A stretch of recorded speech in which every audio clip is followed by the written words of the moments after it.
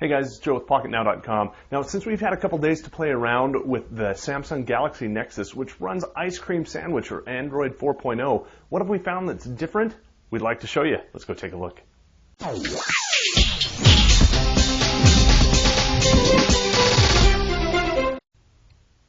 So generally speaking, the first thing you're going to see when you turn your phone on is the lock screen, how you can get in and start using your phone.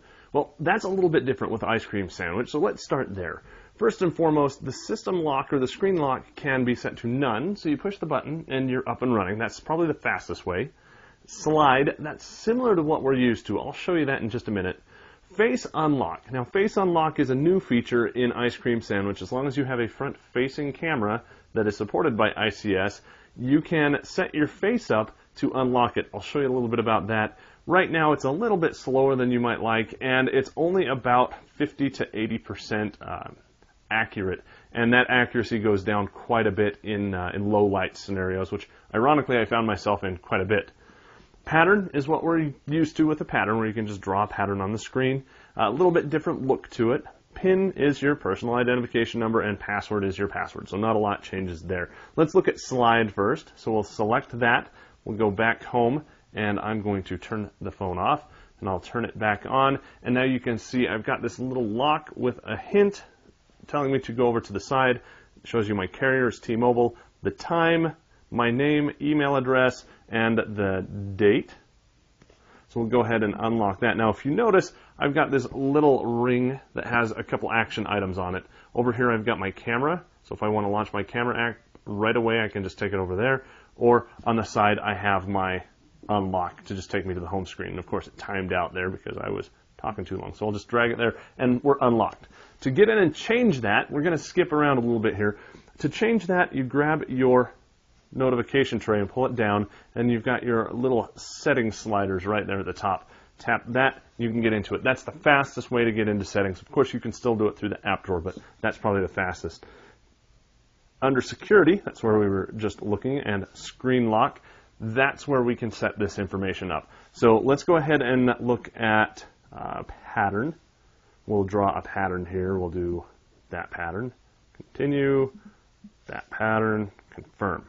Great. Turn the phone off, turn it back on, and here's my pattern. Just kind of small dots, not the large ones that we're used to, but we can draw it up and over. And I've set it so that it vibrates on touch and it doesn't show the pattern, so if somebody's looking over your shoulder, they won't see what your pattern is. But of course, you can change that just like with the previous versions as well. Let's see if we can do Face Unlock, a demo here for you really quick. If you want to set up Face Unlock, there are a few things to keep in mind. One, it's not as secure as a pattern, a PIN, or a password. A twin brother or sister or sibling who looks like you could potentially unlock your phone with their face, because they look very similar to you. And the data that's used to identify your face is kept private on your phone. So it's not being uploaded to Google to create some kind of a huge biometric face recognition system of all the people who use Android. You don't need to worry about that. Let's go ahead and set it up. Now, what you'll see here is a ring of dots, and you'll see me with the camera here, so it's not going to recognize me, and I've tried this a few times before, and it just doesn't do it, so I'm going to have to do it off camera. But I'll show you what happens. Oh, maybe it will work this time. It goes around and recognizes your face and various different components to it, data points, if you will. When you continue, you're asked if you want to set up a pattern or a PIN. We'll go ahead and set up a pattern again. We'll do the same one, continue, confirm it, and we're good to go. Now, when we turn this off, I got to hold it real close here, so hopefully it'll recognize me. Takes a minute. Well, there you go. Usually it takes a minute to turn on the camera, in which case you've got this kind of black rectangle right there in the middle.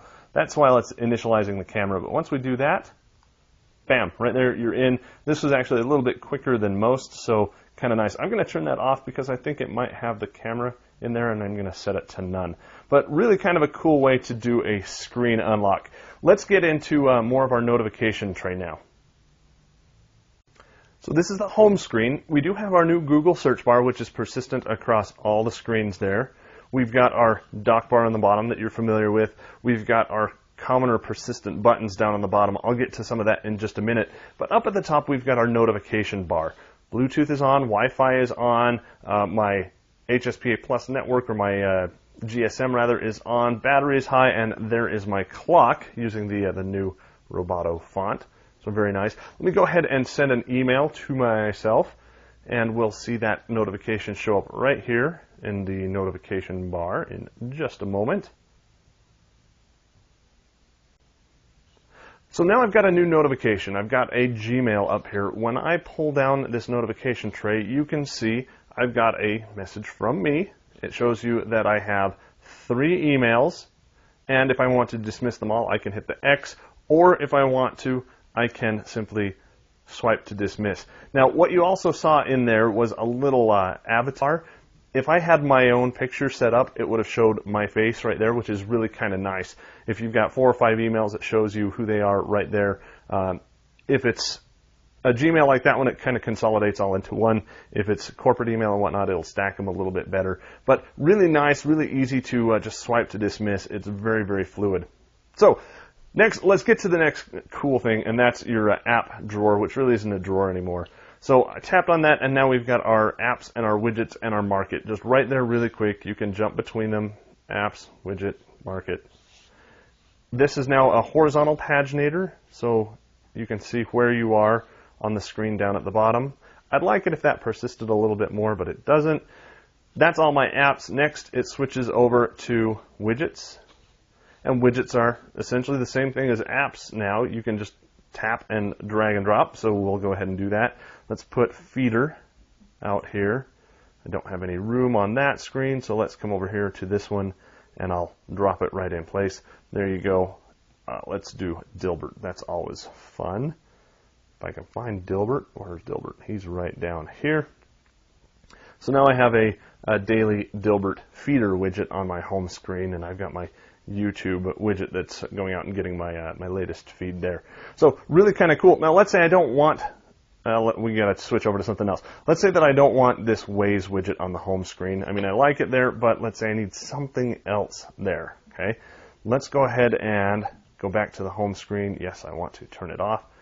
I want that to be down here so it's accessible all the time, say with my web browser. So I'm going to tap and hold and just drop that right down onto my browser, let it go. Now I have a folder that I can name, just very simply. We're going to call this blah. I don't know what we want to call it, so we'll just call it blah. We can say done. There we go. We can also reorder the widgets by just, or excuse me, the icons by dragging and dropping them.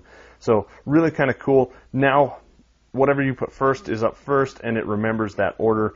You know what? I decided I really don't like that, so I'm just going to go ahead and change it back, if I can, to the home screen.